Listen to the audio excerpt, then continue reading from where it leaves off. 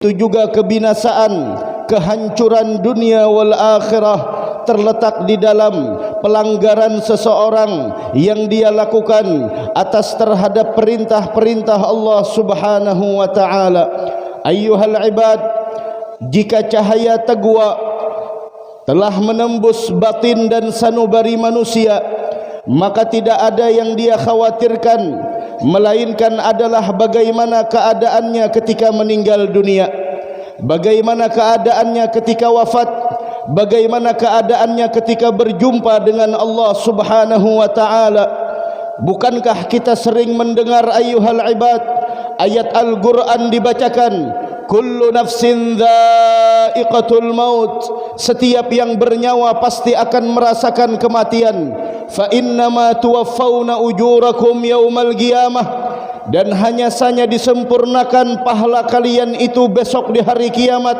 Faman zuhziha 'anil nar, siapa orang yang dihindarkan dari neraka, wa udkhilal jannah, dan dia dimasukkan ke dalam surga, faqad faz, sungguh dia telah mendapatkan kemenangan, sungguh dia telah mendapatkan keberuntungan, sungguh dia telah mendapatkan kesuksesan.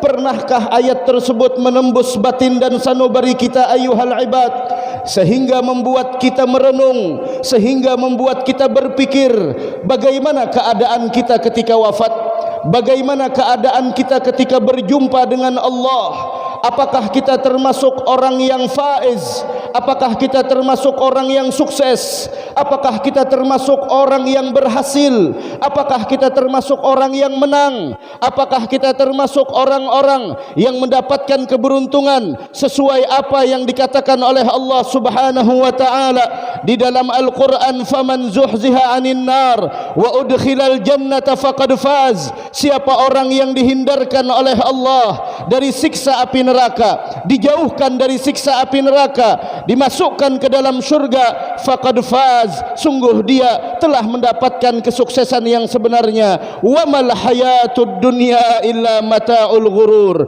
Inilah yang dikhawatirkan ayyuhal ibad oleh orang-orang yang saleh. Inilah yang ditakutkan oleh para aulia. Inilah yang ditakutkan oleh orang-orang yang mempunyai ilmu pengetahuan agama. Bahkan inilah yang dirisaukan oleh para anbiya salawatullahi wasalamuhu alaihim ajma'in, sampai sayyidul anbiya, pemimpin para nabi, yaitu nabi kita Muhammad sallallahu alaihi wa ala alihi wa sahbihi wasallam. Doa yang sering keluar dari mulut beliau, ya mugallibal qulub tsabbit qalbi ala dinik, wahai Allah yang membolak-balikkan hati manusia, tetapkanlah hatiku agar selalu berada di atas agamamu. Diceritakan ayyuhal ibad, Sayyidina Sufyan ats-Tsauri, seorang yang alim, seorang yang dekat dengan Allah, seorang yang ibadahnya sangat banyak, seseorang yang mana di sana benar-benar menghambakan diri kepada Allah. Sufyan ats-Tsauri, ketika beliau ingin melaksanakan ibadah haji dan beliau di perjalanan, maka satu malam penuh beliau habiskan dengan tangisan. Ketika di perjalanan Sufyan ats-Tsauri untuk melaksanakan ibadah haji, dari awal malam sampai akhir malam beliau menangis, sampai orang yang ada di samping beliau merasa iba dengan tangisan yang dialami oleh seorang Sufyan ats-Tsauri. Maka berkata Syaibanur Ra'i, mengatakan kepada Sufyan ats-Tsauri, ya imam, apa yang kau tangiskan? Apa yang kau khawatirkan? Apa yang kau risaukan? Padahal al-imam Sufyan ats-Tsauri di perjalanan untuk menuju Makkatul Mukarramah menunaikan ibadah haji karena Allah Subhanahu wa taala. Ketika Syaibanur Ra'i berkata, apa yang kau tangiskan wahai imam? Apakah engkau menangis karena dosa? Sepengetahuanku, seumur-umurmu engkau tidak pernah melakukan sebuah dosa. Kemudian Sufyan ats-Tsauri mengatakan, ya Syaibanur Ra'i, wahai Syaibanur Ra'i, tangisan yang kau lihat ini bukan karena dosa. Adapun dosa, seumur-umurku tidak pernah terlintas di dalam hatiku untuk melakukan dosa, baik itu dosa yang kecil apalagi dosa yang besar. Akan tetapi tangisan ini adalah yaitu tangisan karena kekhawatiran saya bagaimana nasib saya ketika mengakhiri hidup di dunia ini. Akan tetapi kekhawatiran, akan tetapi ketakutan, akan tetapi tangisan ini karena rasa takut yang ada di dalam hati saya bagaimana keadaan saya ketika mengakhiri kehidupan di dunia yang fana ini. Itulah yang beliau tangiskan ayuhal ibad.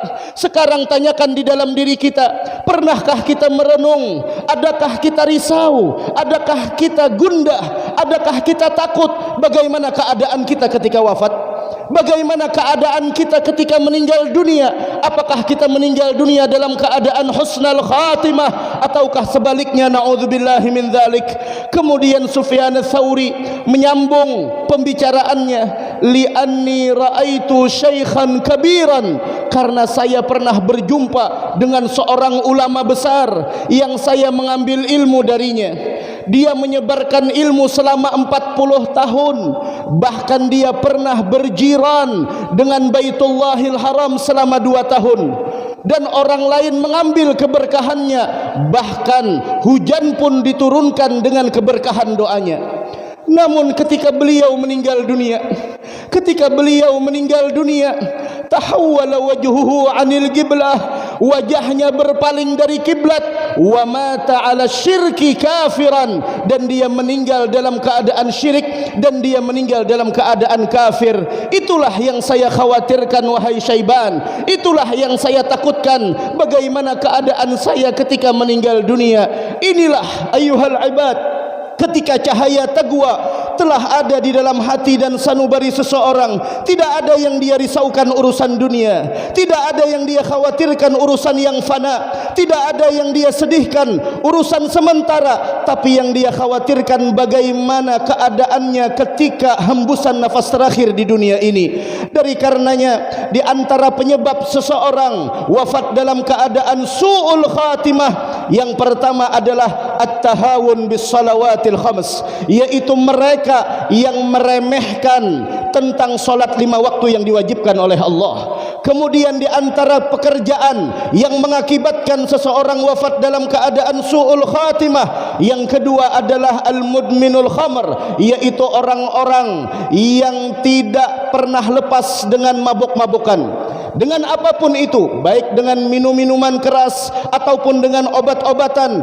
ataupun dengan cara apapun. Ketika seseorang selalu terus menerus di dalam melakukan syurbul khamar, mabuk-mabukan, maka orang yang melakukan semacam itu akan mengakibatkan wafat dalam keadaan su'ul khatimah. Kemudian yang ketiga adalah agun liwalidaih, orang yang durhaka kepada orang tua, orang yang tidak taat kepada ayah dan ibunya. Karena anak yang bakti kepada orang tua tidak akan pernah masuk neraka, dan anak yang durhaka kepada orang tua tidak akan pernah masuk ke dalam surganya Allah. Dan yang terakhir, pekerjaan yang mengakibatkan seseorang wafat dalam keadaan su'ul khatimah, yaitu adalah adzal muslimin, mengganggu dan menyakiti orang muslim. Orang muslim dia ganggu, mengakibatkan seseorang wafat dalam keadaan su'ul khatimah. Apalagi yang dia benci, apalagi yang dia ganggu adalah orang yang istimewa dari kalangan muslimin, daripada para ulama, daripada para aulia, daripada para akhyar, daripada para kaum salihin, sehingga orang yang memusuhi para aulia illah maka dinyatakan perang oleh Allah Subhanahu wa taala. Kalau sudah Allah memerangi hambanya, dari mana seseorang tersebut mendapatkan husnul khatimah? Dari mana dia mendapatkan ketika wafat membawa iman? Dari mana orang tersebut akan mencicipi hidup bahagia baik dunia lebih-lebih di negeri akhirah? Mari dari karena itu ayuhal ibad,